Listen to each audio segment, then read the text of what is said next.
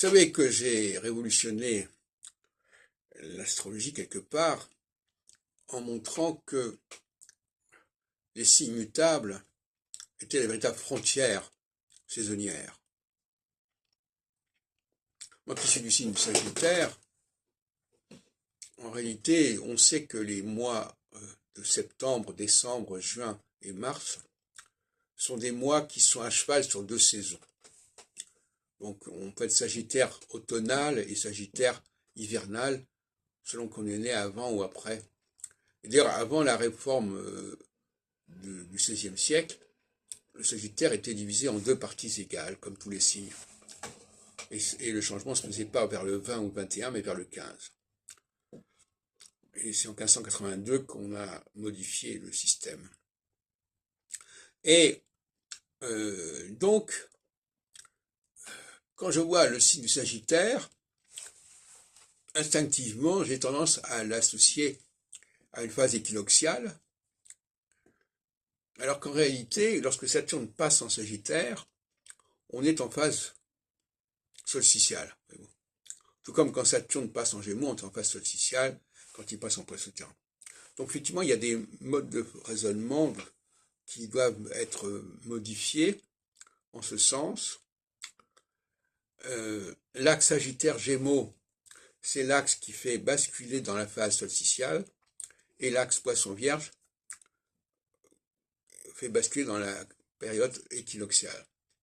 Alors à ce propos, je voudrais parler rapidement de cette alternance en ce qui concerne l'histoire de l'Europe et la formation des ensembles ou leur décomposition. Et ce qu'on peut reprocher à André Barbeau, c'est de ne pas avoir compris que la période de 1989, qui était une période de décomposition, était en dialectique avec des périodes de composition. C'est-à-dire que, par exemple, l'Union européenne, qui s'est réalisée, en tant que communauté européenne, qui s'est constituée dans les années 50-54,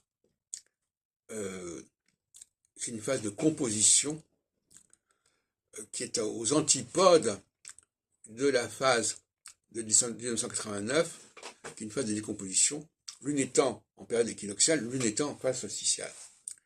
Alors, c'est assez amusant parce que justement, Barbeau s'intéresse beaucoup à l'année 53, avec cette conjonction Saturne-Neptune, qu'il associe avec la mort de Staline, alors qu'en réalité, 53 et 89 correspondent à deux oppositions, enfin deux oppositions, pas sur le plan astrologique, deux situations opposées. 53, c'est le moment où il y a des resserrements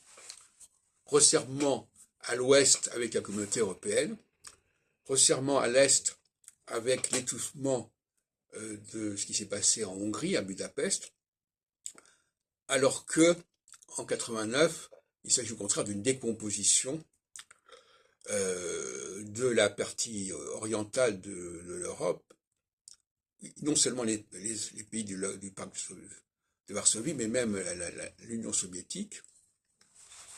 Et dans la foulée, en 2016, le Brexit, en période également solsticiale. Donc actuellement, nous entrons dans une nouvelle phase équinoxiale qui devrait favoriser certaines formes d'union, et parfois des unions improbables, comme en 1939, par exemple l'union qui a donné lieu au pacte de germano-soviétique. Et actuellement, on sait qu'il y a beaucoup d'unions qui se font. La Syrie est réintégrée dans la Ligue arabe, il y a des rapprochements entre l'Iran et l'Arabie saoudite, etc., etc. Eh bien, je pense qu'on n'est pas au bout de nos surprises et que nous allons vers un processus d'union et non pas de séparation. Et ça pose des questions concernant l'Ukraine et la Russie, parce que d'une certaine manière, qu'on le veuille ou non, alors soit effectivement l'Ukraine d'ailleurs sera rattachée à l'Union européenne, malgré le fait qu'elle faisait partie initialement de l'URSS. Voilà quelque chose qui est caractéristique de la phase équinoxiale actuelle.